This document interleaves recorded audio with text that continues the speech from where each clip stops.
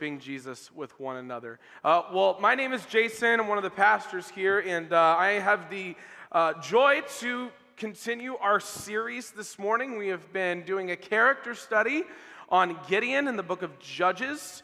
And this has been just a wonderful series to go through with one another as we just see Gideon, who is lowly in status, get used for mighty things for the sake of God and His kingdom. So this morning we're going to be, where we're at this point, before we read our passage, I just wanted to kind of give us a brief reminder where we're at.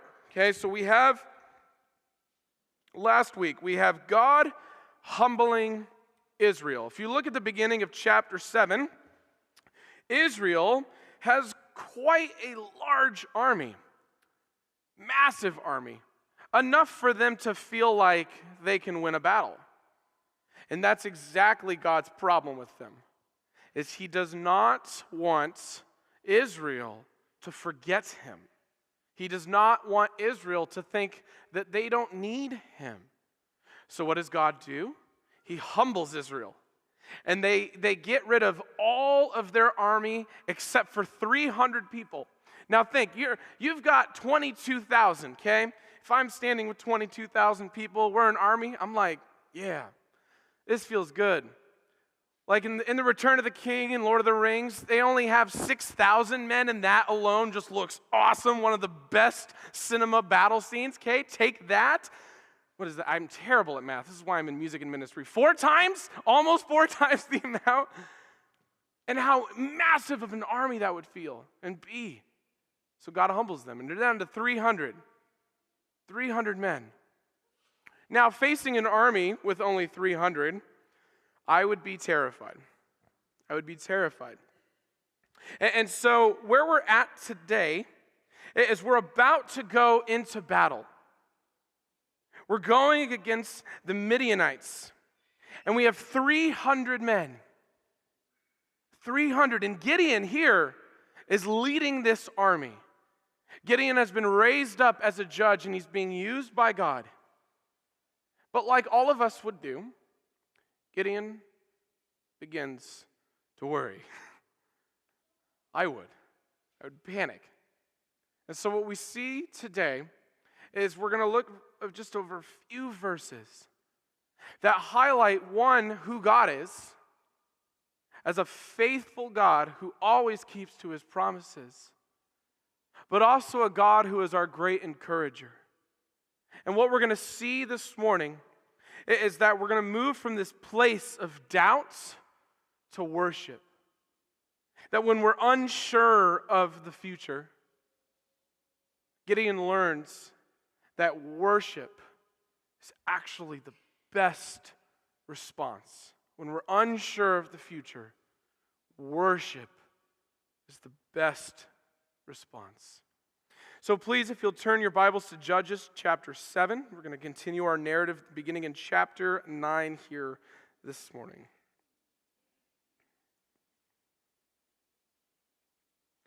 I'll start right at just the very end of verse 8. The Bible says, "Now the camp of Midian lay below him in the valley. And during that night the Lord said to Gideon, 'Get up, go down against the camp, because I am going to give it into your hands. If you are afraid to attack, go down to the camp with your servant Purah, and listen to what they are saying. Afterward, you will be encouraged to attack the camp.' So he and Purah, his servant, went down to the outposts of the camp. The Midianites, the Amalekites, and all the other eastern peoples had settled in the valley, thick as locusts. Their camels could no more be counted than the sand on the seashore." There's a lot of camels. Gideon arrived just as a man was telling a friend his dream. "I had a dream," he was saying. "A round loaf of barley bread came tumbling into the Midianite camp. It struck the tent with such force that the tent overturned and collapsed. His friend responded, This can be nothing other than the sword of Gideon, son of Joash, the Israelites. God has given the Midianites and the whole camp into his hands. And when Gideon heard the dream and its interpretation, he bowed down and he worshiped. And he returned to the camp of Israel and called, "Get up, the Lord has given the Midianite camp into your hands." What an amazing narrative, moving from doubt to worship. Before we get into this, I want to share a little bit about myself. A little fun fact about Jason. Fun fact, I hate roller coasters. I passionately hate them. Like gravity, what a wonderful thing for us to have. There is a video somewhere of me screaming on a. I wish we had it this morning, but we don't. But 2 years ago, so every year the youth group goes on a trip to Knoebels. And please know that I hadn't ridden a roller coaster in more than a decade. And all of the youth group somehow convinced me to ride a roller coaster. Now, here's my problem with roller coasters. I don't care that they are structurally sound. I don't care that there are thousands of people that ride that same ride every single year. I don't care that the 6-year-old is more excited to get on it than I am. Although that's always pretty funny. You see this little kid like get off and they're like, "Whoa, that was awesome." And I'm in my 30s like, no. I don't believe any. Look, in my heart of hearts, you know what my problem is with roller coasters? Is I see people 100 feet in the air upside down and I go, no. I do not believe that I will live. If anything is going to go wrong, it's going to be when I get on this roller coaster. I have had dreams where I have fallen out of the roller coaster and plummeted to my death. This doesn't help. I am full of doubt, even though I know that if I get on it, aside from possibly puking, I will be okay. My problem is I have doubt. I doubt it. And I know that I doubt it. I know that I will probably enjoy it if I were to get on. But for my whole life, I have convinced myself that gravity and being on the ground is way better and that something might go wrong. And I don't ride. But you know what happened over the last 2 years? Even though it's a little bit of a bumpy ride, I've started to ride them. Now, I made an unfortunate promise to a group of students that won our event night the other night.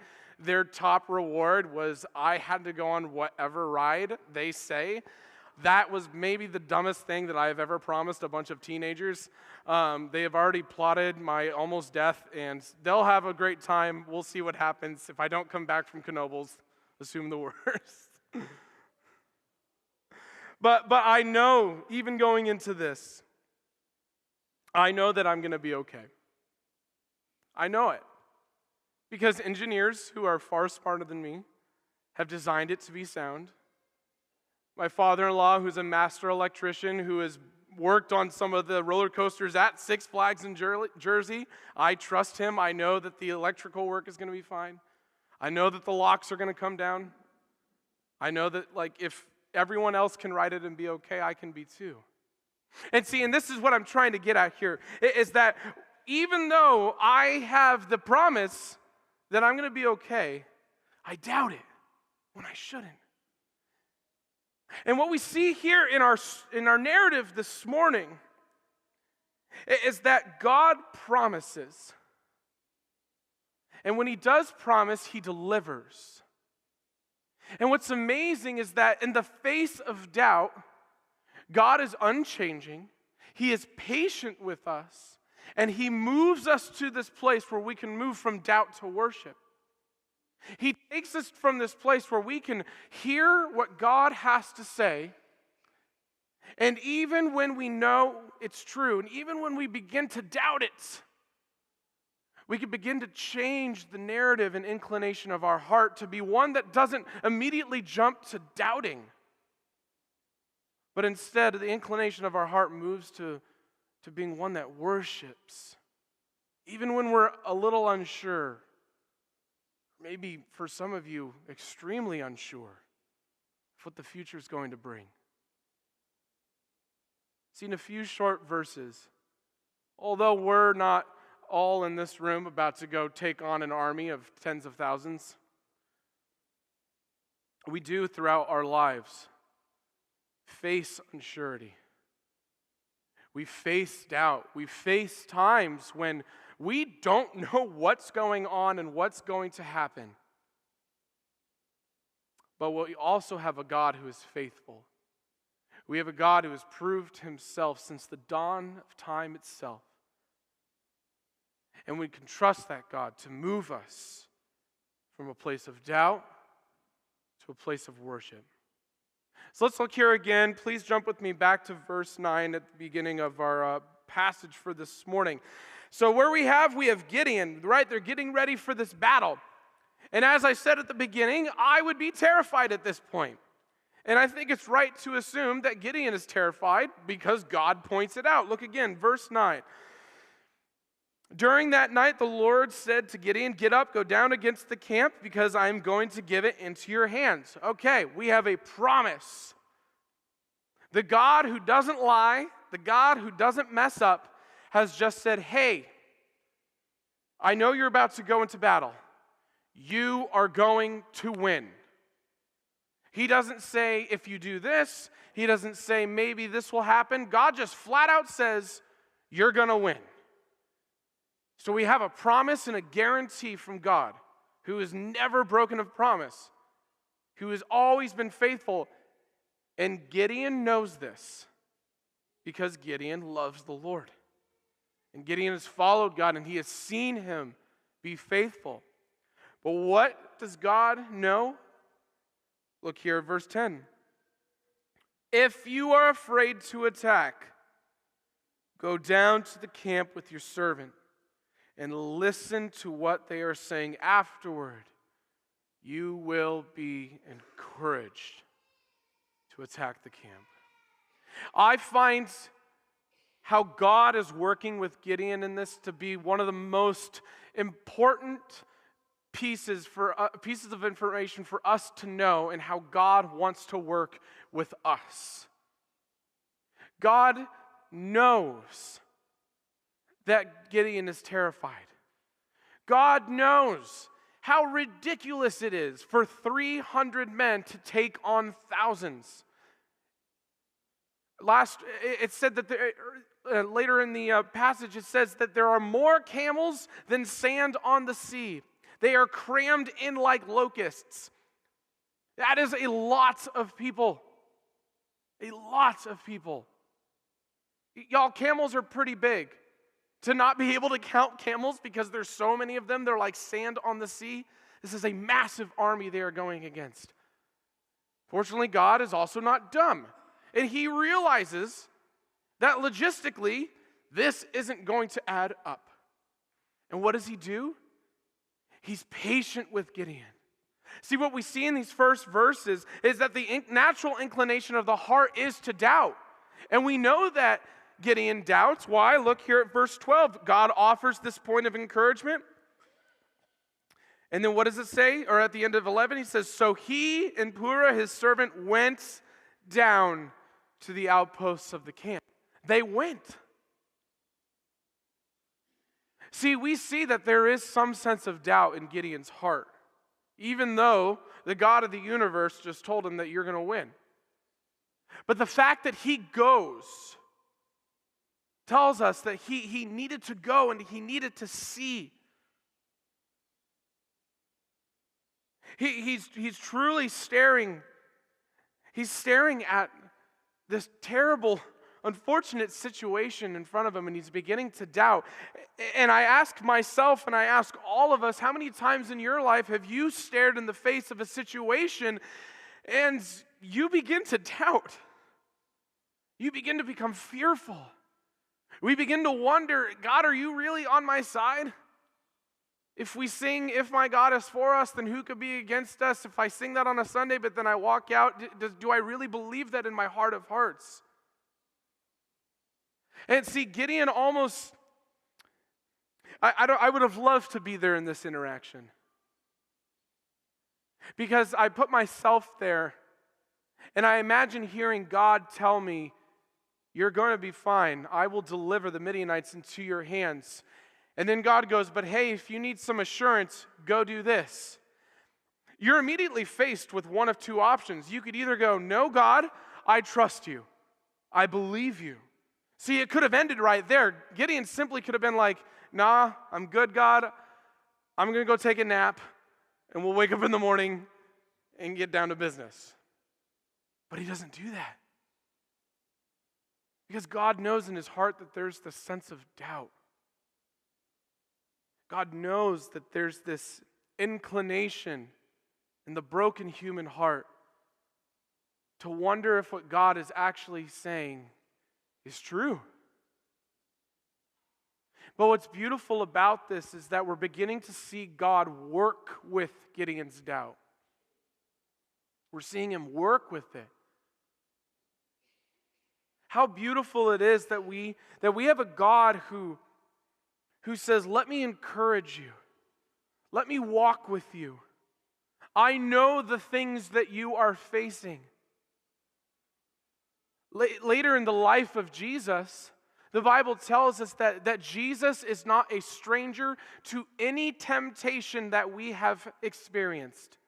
Everything that you have faced in life, everything you've been tempted with, the God of the universe has also faced.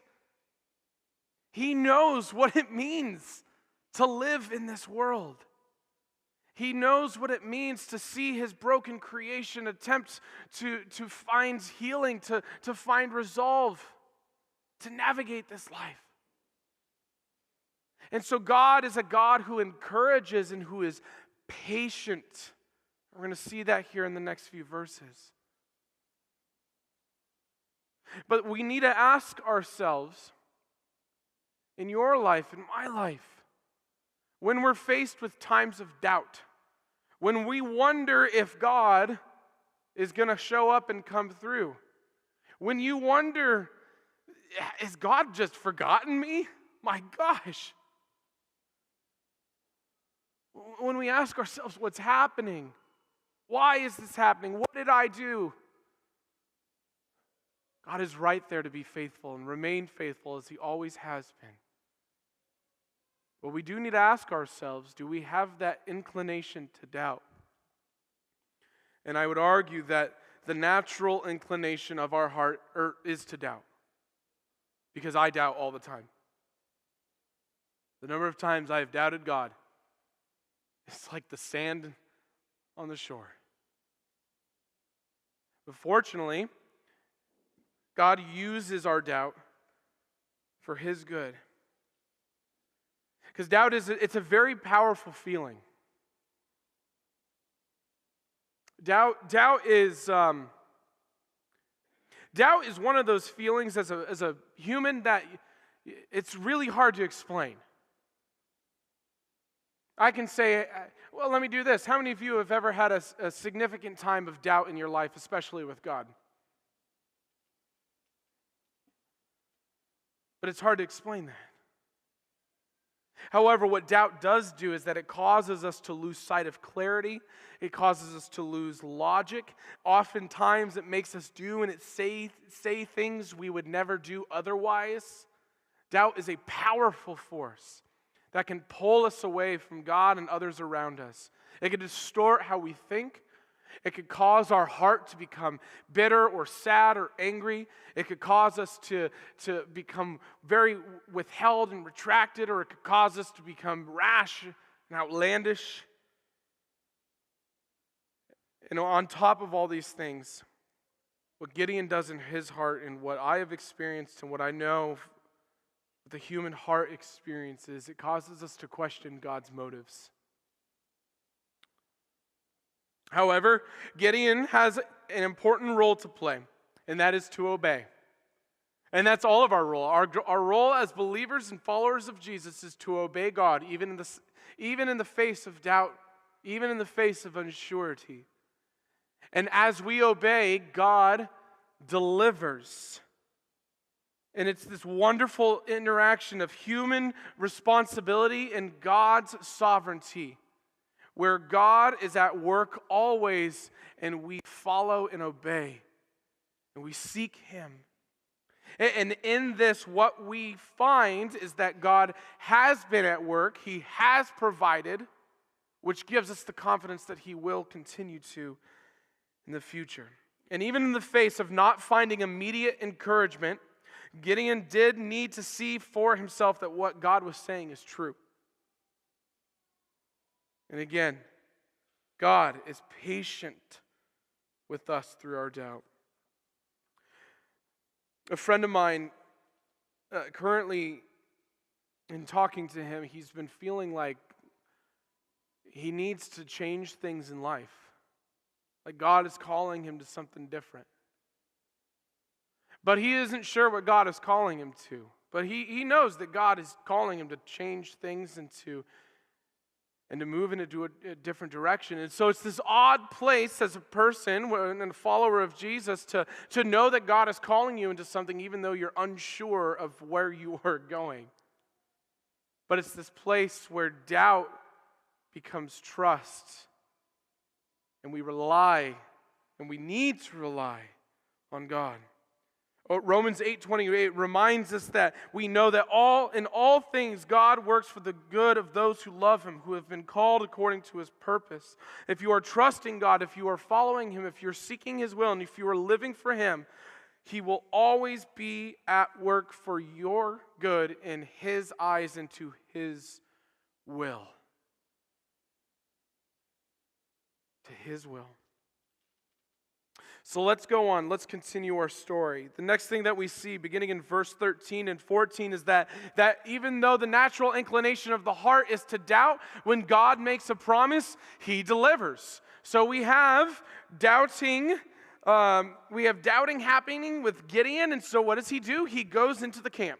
He goes down. And what does he find? Verse 13. Gideon arrived just as a man was telling his friend a dream. I had a dream. A round loaf of barley bread came tumbling into the Midianite camp. Round loaf of barley bread, Israel is often referred to as the house of bread. Bethlehem literally means that, house of bread. And so all of these narratives about bread coming forth being the source of life, us being fed by bread, everything that's about bread in the Old Testament. I'm going to say bread as many times in about 30 seconds here as I can. When we see these massive references to something of bread, it's most likely talking about Israel or the future lineage of Israel. And so we have Israel. A loaf of barley bread came tumbling into the Midianite camp. It struck the tent with such force that the tent overturned and collapsed. His friend responded, this could be nothing other than the sword of Gideon, son of Joash the Israelite. God has given the Midianites and the whole camp into his hands. This guy literally says the same words that God just did. God made a promise, and He delivers. See, what's wonderful about following Jesus and drawing near to Him and abiding in Him is that as time goes, you will learn that God has always been at work and that He has always been faithful to His promises and that He will continue to be at work for His glory and for His will until the end of time and beyond. God has always been at work. And God has always been using people for His redemptive purposes. God has always been using people to usher in His kingdom, His will into the world. And God has always been one who has made a promise and delivered. Any promise that has already been fulfilled in the Bible should give you assurance that God is a faithful God. Gideon, in his doubt, he goes down to the camp and he hears the exact same thing, that God will deliver the Midianites into your hands. It's the same exact language. Sometimes as people, we need to see something to believe it. If I were to tell, well, first of all, I hope that most of you in here trust me, I assume. And so because you trust me, the things that I say, you're hopefully taking my word for it. So if I were to tell everyone in here, after church, we're actually having a big old catered barbecue out here on the lawn, and everyone is getting lunch today. Now, I say that, and I literally just saw a few heads go. Now, if I were to continue talking about this, a few of you'd pull up, you're like, man, did I miss this in an email? Like, we're getting barbecue? What? Some of you lean over, hey, did you know that we're getting barbecue today? And if you're me, being from the Midwest, I would go out there to see if there actually was a barbecue. I'd have to see it to believe it.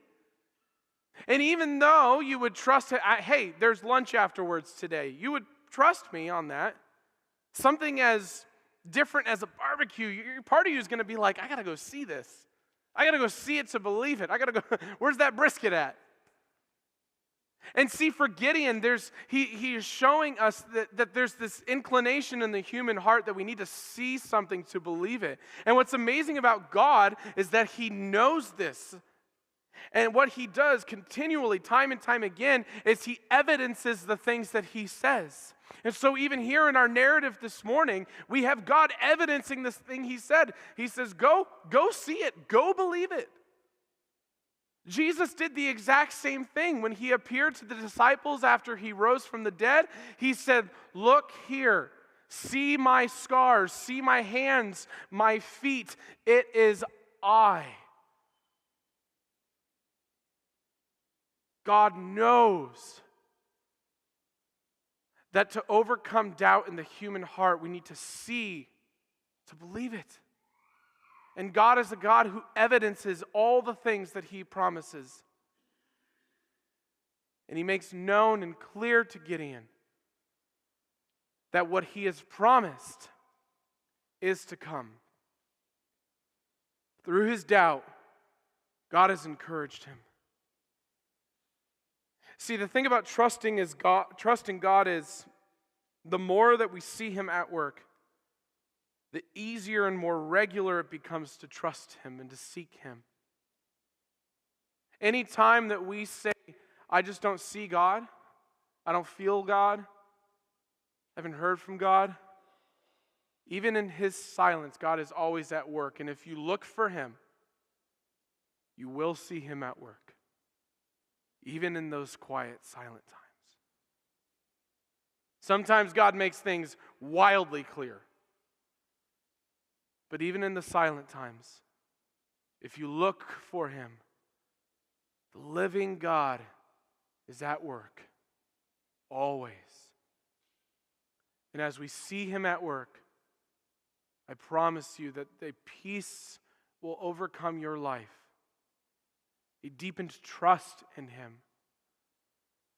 And really what it leads to is what Gideon does. And that is in verse 15, that when we see God work, worship becomes the new inclination of the heart. Worship. What does Gideon do? He stops. And he worships. Look here again, verse 15. So when Gideon heard the dream and its interpretation, he bowed down and worshiped. And then he went back to the camp. See, for Gideon, he learned and was reminded of who God is. He learned and was reminded that God is faithful. That God will maintain his promises, that God is using him and a host of others for his redemptive purposes in this world, that through the lives of his followers, God is on a mission ultimately through Jesus to save the world. And every single character that God uses along the way is part of this redemptive mission. It's part of this story. It's part of God being at work. And see, what happens is when we rid of doubt in our life, when we put aside the doubt and when we stop questioning God, you know what happens is we're actually confronted with a holy, wonderful, encouraging, and faithful God who is so worthy of our worship. We see that clearly. Doubt, it distorts our mind. It makes us wonder what's even happening. But when we rid of doubt in our life and we put our trust in God fully, even when we don't know what is ahead of us, it actually gives us the ability to stop and to worship. Think about it. Gideon just heard from God and affirmed it through someone else that he is going to win. My pride would have kicked in and I would have been, whoa, almost kicked the stand. I would have been like, let's go. We'll start the battle right now. No, know what he does? He worships God. And he says, God, you are so worthy of this time and of my devotion. You are the God who is using but humble me. And look, I would still be afraid even after having this assurance. Right? If it was me versus all of you and I was the army and God just said, hey, you're going to win, I'd go, no. I'm like, look at that guy over there. I don't even know who I pointed to. I'm like, that guy could totally beat me up in like 6 seconds. Right? I would still have this sense of, oh, I don't know. But no, even in the midst of fear and unsurety, really of the final battle until he actually gets to it, Gideon finds this confidence and he's reminded of who he is serving and who he is being used by. And he worships. He worships. He says, God, you are worthy of it all. It's this first song that we sang, You've Already Won. Listen to these words. I'm fighting a battle you've already won. No matter what comes my way, I will overcome. Don't know what you are doing, but I do know what you have done. See, this is literally we sang, I don't know what's coming, but I have seen you faithful to everything you've said before. I'm fighting a battle that you have already won. See, the thing about this text is that it reminds us that God is always ahead of you. Always. Your life is never accidentally one step in front of God and God's like, hold up, wait, let me help. No, God is way ahead of you.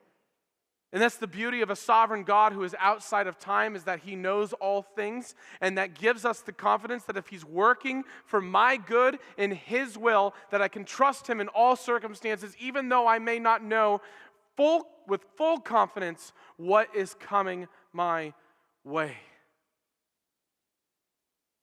And in the moments when God does tell us, here's what's coming your way, the hope is that those are the moments that strengthen our trust in him, that rid the doubt in our lives, and that serve as reminders in the times that we're doubting and wondering what the heck is going on. God has been faithful. Even in this silence, I will trust and worship him. And this honestly is the point that we need to reach in our lives. That the goal of the believer is to reach a point where the natural inclination and response of your heart is not to panic, is not to doubt, is not to respond in anger or outlandishness, or to retract, or to blame, or to gossip, or to lie, or to become, whatever it may, question God, whatever it may be. The goal of the believer is that you reach a point where your trust and your hope and your peace in Jesus is so strong and so confident that no matter what comes your way, you can stop and worship and say, this is my God who is on the throne, and in him there is life, and I know that he will have victory at the end of this day, and that is my greatest joy to take part in. And that's a posture of worship. It's not just singing a song on a Sunday. I love that. But worship is a lifestyle. It is an attitude and a posture that in everything we face and everything we do, we look to God first. And we say, thank you, God, and your faithfulness. I don't know where I'm going. But Lord, use me. And for your kingdom I will shine. Lord, and my hope is that your name will be proclaimed. This is the joy of our life. And it gives us a confidence when we're faced against a lot of people that want to kill us. It gives us the confidence to stand strong in the Lord, to know that He has won the day, and that apart from Him, there is no joy and peace. But in Him, we find peace, we have confidence, we can worship. So quickly, 3 things just to meditate on as we leave here today. Worship band, you all may come up at this time. But where do we go with this? 1, search your heart. Is the inclination of your life to doubt God or to trust Him? What do you naturally do? Secondly, when trials come your way, do you run from God? Do you run from Him? Or do you abide in Him, pursue Him, rest in Him?